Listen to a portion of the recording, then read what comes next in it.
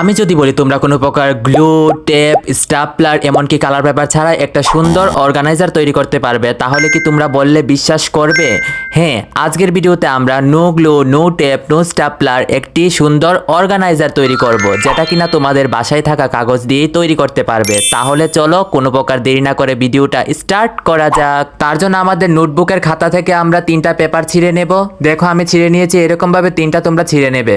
তারপর একটা 21 সেন্টিমিটার অনুযায়ী তোমরা একটা লাইন টেনে নেবে এই কাগজটার উপরে। এই মেজারমেন্ট অনুযায়ী আমরা পেপারটাকে এইরকম ভাবে কেটে নেব স্কেলের সাহায্যে। আমি এখানে মেজারমেন্ট শো করে দিয়েছি। তারপর আমরা পেপারটাকে একটা ভাঁজ করে নেব এটার মাঝ বরাবরই। অপোজিট সাইডে আবার আমরা ঠিক এইরকম ভাবে আরেকটা ভাঁজ দিয়ে দেব। এইরকম ভাবে করলে দেখবে পেপারটার মধ্যে একটা ক্রসের মতো তৈরি হবে। আমি যেইভাবে ভিডিওতে দেখাচ্ছি তোমরা ঠিক এইভাবেই করবে। তারপর এখানে মাঝ বরাবরই আরেকটা ভাঁজ দিবে এটার মধ্যে। এই পেপারটিকে আবার আরেকটা বাজ দিয়ে দেবে। এইরকম ভাবে এখানে 3টা বাজ হবে। আমি তোমাদেরকে ডিটেলসে দেখানোর জন্য অনেক চেষ্টা করছি, তোমরা দেখো তাহলে তোমরাও তৈরি করতে পারবে এই সুন্দর অর্গানাইজারটি। তারপর আবার এই দ্বিতীয় সাইডেও আমরা ঠিক এরকম ভাবে আবার 3টা বাজ দিয়ে দেব। আমি যেইভাবে করছি ঠিক এইভাবেই করবে, তাহলে দেখবে তোমাদেরটাও একদম ঠিক প্রসেসেই তৈরি হয়ে যাবে। ফোল্ড করার পর পেপারটাকে কিছুটা এরকম দেখাবে। তারপর আমরা পেপারটাকে এখান থেকে খুলে নেব। খুলে নেওয়ার পর কিছুটা পেপারটাকে এরকম দেখাবে। এখানে যে একটা প্যাটার্ন তৈরি হয়েছে না, এখানে আমরা একটা বাজ দিয়ে দেব।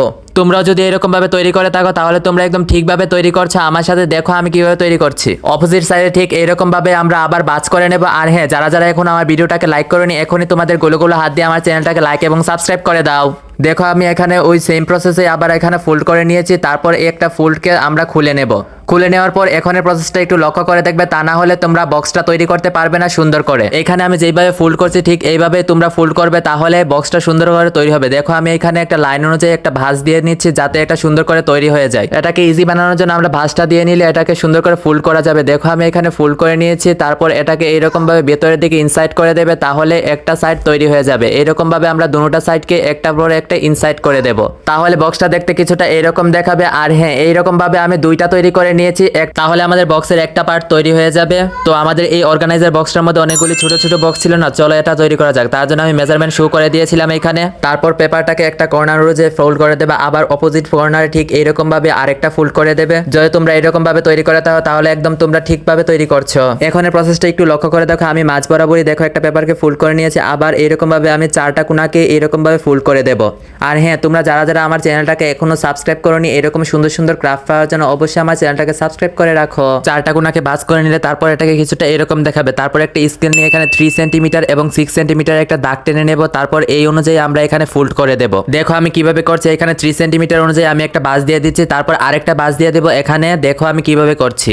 ভাঁজটা খুলে নিলে তাহলে কিছুটা এরকম দেখাবে। দেখো কিরকম হয়েছে। তারপর আমরা আবার এইরকম দেখো এখানে আবার আরেকটা ভাঁজ দিয়ে দিতে হবে। দেখো এই যে এই প্যাটার্ন অনুযায়ী আমরা আরেকটা ভাঁজ দিয়ে দেব ঠিক ওই প্রসেসে। ওই ঠিক সেম প্রসেসেই আমরা ভাঁজ দিলে তাহলে দেখো এরকম ভাবে আমরা যদি ভাঁজ দিই তাহলে প্যাটার্নটাকে কিছুটা এরকম দেখাবে। খুলে নেওয়ার পর দেখো এটাকে কিরকম দেখাচ্ছে। তারপর আমরা 2 সাইড দিয়ে 2টা কাগজকে এরকম ভাবে খুলে নেব।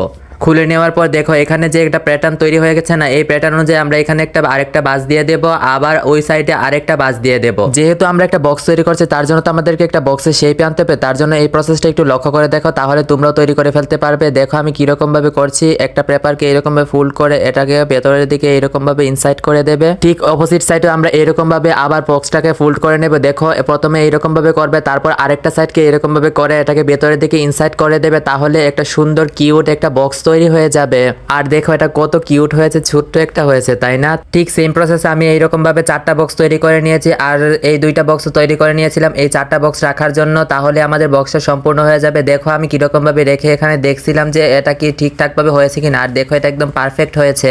এই ছোট ছোট বক্সগুলি আমার কাছে অনেক খালি খালি লাগছিল, তাই ভাবলাম যে এখানে কেননা ইমোজি আর্ট করে দেই। এখানে দেখো আমি কিভাবে ইমোজিগুলি আর্ট করছি। তোমরা এরকম ভাবে আর্ট করে নিবে, তাহলে তোমাদের বক্সগুলি অনেক কিউট এবং সুন্দর দেখাবে। এখানে একরকম ইমোজি আর্ট করবে না, বিভিন্ন রকম ইমোজি আর্ট করে বিভিন্ন রকমের রিয়াকশন দেখা যাবে, যার ফলে বক্সটাকে দেখতে অনেক সুন্দর দেখা যাবে। আর এইরকম ভাবে আমি 4টার মধ্যে আমি দেখো আর্ট করে নিয়েছি। দেখো এখন কত কিউট দেখাচ্ছে তাই না? তারপর দেখো উপরের বক্সটাও আমার কাছে অনেক খালি খালি লাগছিল, তাই ভাবলাম যে এখানেও একটা ইমোজি আর্ট করে দেই। ডাকনা হয়েছে তো কি হয়েছে, এটাকে তো সুন্দর করতে হবে তাই না? তার জন্য আমি এখানে একটা সুন্দর করে ডাকনাটার উপরে আমি দেখো কিরকম ভাবে ইমোজিটা আর্ট করে দিচ্ছি, তাহলে তোমরা সুন্দর করে এরকম ভাবে আর্ট করে দিতে পারবে।